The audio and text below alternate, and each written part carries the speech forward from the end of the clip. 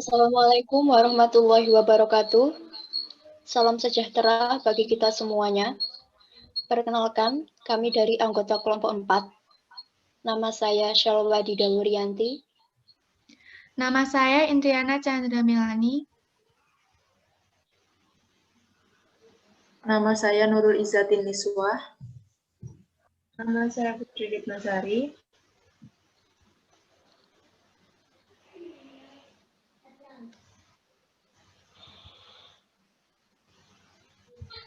Kami di sini akan menjelaskan tentang teknik laboratorium pengukuran pH larutan.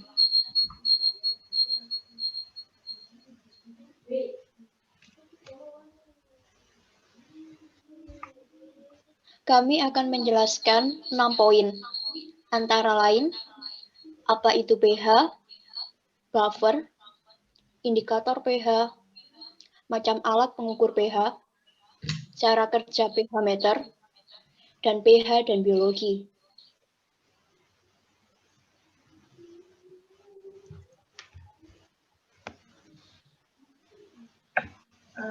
Apa itu pH? Dalam analisis kimia, kita sering berhadapan dengan konsentrasi ion hidrogen yang rendah. Untuk menghindari kesulitan menuliskan angka-angka dengan faktor 10 berpangkat negatif, Sorensen memperkenalkan eksponen ion hidrogen atau pH yang didefinisikan sebagai berikut. pH sama dengan negatif min log pH sama dengan log 1/H atau 14 sama dengan 10 min pH. Jadi, besarnya pH adalah logaritma dari konsentrasi dari logaritma ion hidrogen dengan diberikan dan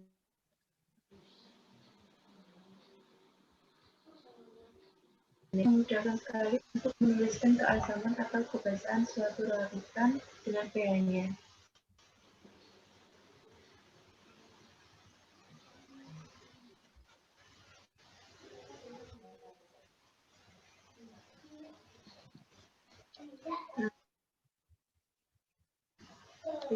Ada baca yang berfungsi sebagai salah satu kutub di antara dua elektrode pH meter yang tercelup ke dalam larutan. Yang kedua, elektrode referensi. Berfungsi sebagai kutub lain selain elektrode kaca, sehingga di antara keduanya yang berada larutan tertentu terbentuk rangkaian listrik. Yang ketiga, termometer. Termometer berfungsi mengetahui suhu. Yang keempat, amplifier. Setiap pH meter selalu membutuhkan penguat voltase atau dikenal dengan amplifier.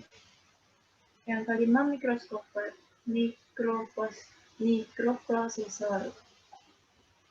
Mikroprosesor pada pH meter berfungsi untuk menerjemahkan nilai voltase yang dikirim oleh amplifier menjadi nilai pH.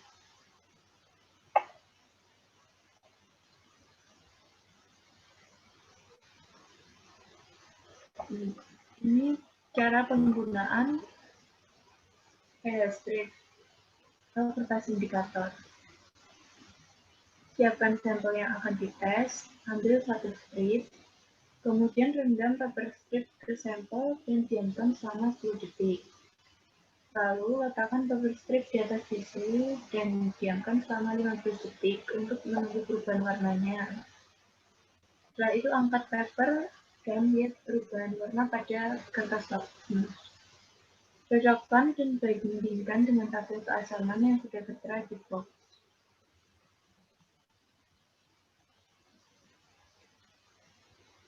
Nah, berikut dijelaskan tentang trayek perubahan warna untuk indikator metil jingga pH dari 3,1 sampai 4,4. Indikator metil merah pH 4,2 sampai 6,2. Bromtimol biru pH 6 sampai 7,6. Phenolphthalein pH 8 sampai 9,8.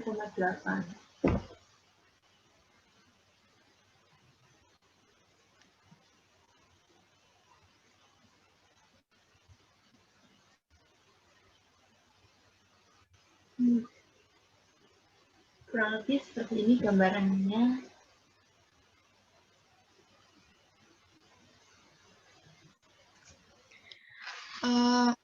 Selanjutnya yaitu buffer. Buffer atau larutan penyangga. Buffer atau larutan penyangga dapat didefinisikan sebagai campuran asam lemah dengan basa konjugasinya atau basa lemah dengan asam konjugasinya.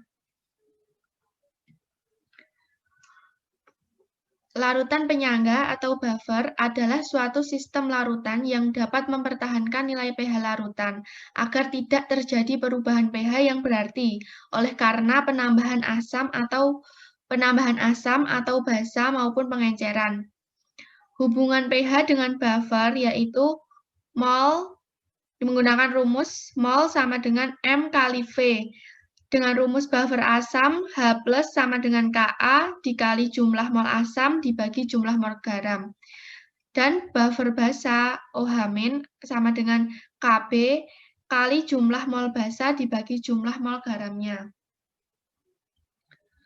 Larutan penyangga di dalam darah. Dalam darah manusia juga terdapat larutan penyangga yang berfungsi mempertahankan nilai pH dalam darah manusia tetap sekitar 7,4.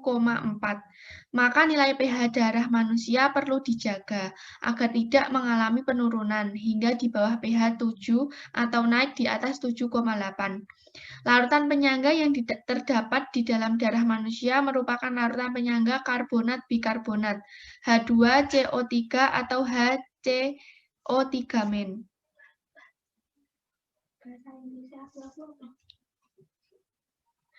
Jika darah kemasukan zat yang bersifat asam, maka ion H+ dari asam tersebut akan bereaksi dengan ion HCO3-.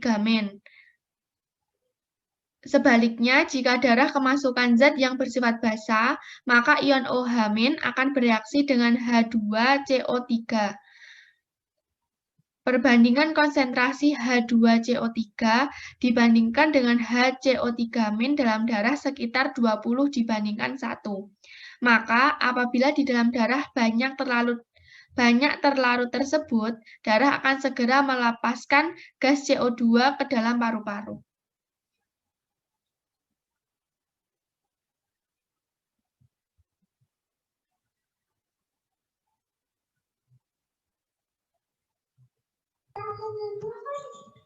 Titrasi, titran, dan titrat.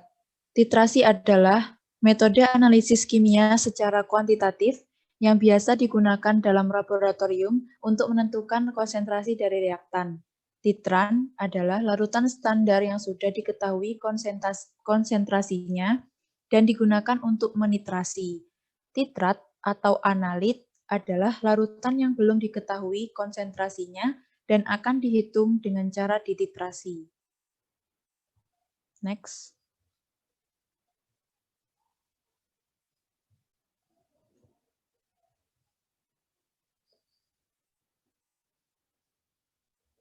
Definisi buret. Buret adalah peralatan gelas laboratorium berbentuk silinder yang memiliki garis ukur dan penutup atau sumbat, keran pada bagian bawahnya. Seperti yang diketahui, alat ini berfungsi untuk meneteskan sejumlah cairan kimia dalam sebuah eksperimen. Seperti halnya pipet ukur di laboratorium, buret digunakan untuk mengukur volume cairan yang keluar. Jika dibandingkan dengan pipet tetes maupun gelas ukur, pengukuran buret sangatlah akurat, yakni memiliki tingkat akurasi sampai dengan 0,05 cm kubik. Next.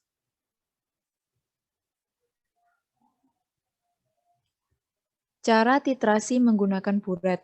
Yang pertama, cuci buret terlebih dahulu hingga bersih, bebas lemak maupun debu terlebih dahulu. Lalu tiang buret dalam posisi tegak lurus dengan datar air. Periksa keran buret. Keran harus mudah diputar dan tidak bocor. Bila keran sukar diputar atau bocor, lepaskan keran tersebut dan olesilah permukaannya dengan Vaseline. Bilaslah buret dengan larutan yang akan dipakai untuk titrasi. Kemudian isi buret dengan larutan yang sama sampai di atas titik nol. Alirkan larutan dengan membuka keran dan usahakan kolom pipa di bawah keran terisi larutan.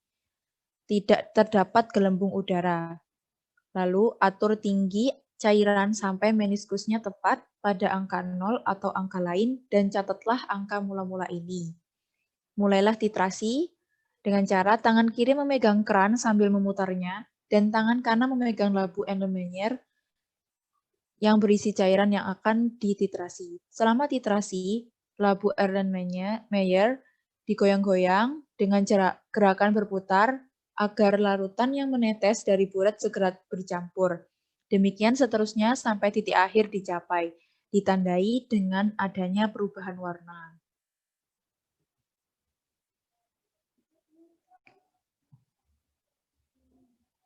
Pengukuran pH air baku hidroponik. Tujuan kegiatan ini adalah untuk mengetahui pH air baku bagi tanaman hidroponik agar penyerapan nutrisi bisa bekerja maksimal. Dengan alat dan bahan yaitu pH meter air dari alat penyuling, air tandon, ditambung semalaman lalu diinginkan, air keran, dan air le minerale. Gunakan pH meter. Yang pertama, ambil sampel air yang mau diukur kadar pH-nya. Letakkan ke dalam wadah. Setelah itu, nyalakan dengan menekan tombol on pada pH meter. Masukkan pH meter ke dalam wadah yang berisi air yang akan diuji. Pada saat dicelupkan ke dalam air, skala angka akan bergerak secara acak. Lalu, tunggu hingga angka tersebut berhenti dan tidak berubah-ubah. Untuk hasil pH-nya, hasil akan terlihat di display digital. Next.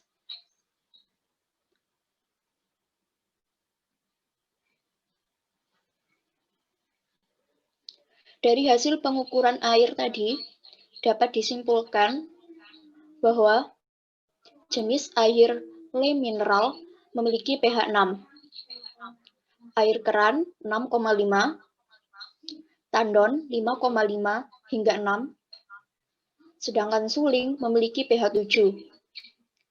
Jadi, sesuai dengan pengukuran, maka air yang diendapkan selama semalam atau air tandon relatif lebih cocok sebagai air baku untuk melarutkan nutrisi tanaman hidroponik.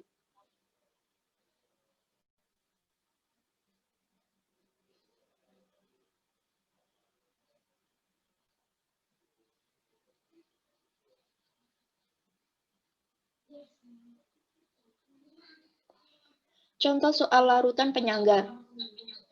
Yang pertama, larutan penyangga asam. Jika suatu asam lemah dengan Ka sama dengan 10 pangkat min 5, dilarutkan bersama-sama dengan garam natriumnya, dalam perbandingan mol asam dan garamnya 1:10, pH larutan yang dihasilkan adalah 6. Dengan perhitungan H+ sama dengan Ka kali A dibagi G, yaitu perbandingan mol asam dan garamnya yang menghasilkan 1 kali 10 pangkat min 6. Lalu pH min log H+, sama dengan 6 min log 1. Hasilnya adalah 6. Yang kedua, larutan penyangga basah. Larutan penyangga dibuat dengan mencampurkan larutan NH3 dengan NH4Cl dengan perbandingan mol 1:9. Jika Kb sama dengan 1,8 dikali 10 pangkat min 5, pH campuran tersebut adalah, cara perhitungan yang pertama adalah NH3 ditambah NH4Cl sama dengan 1:9. OH- sama dengan Kb dikali B dibagi G, yang menghasilkan 2 kali 10 pangkat min 6. Karena merupakan larutan penyangga basah, maka kita harus menghitung pOH. pOH sama dengan 6 min log 2. Sedangkan pH sama dengan 8 plus log 2.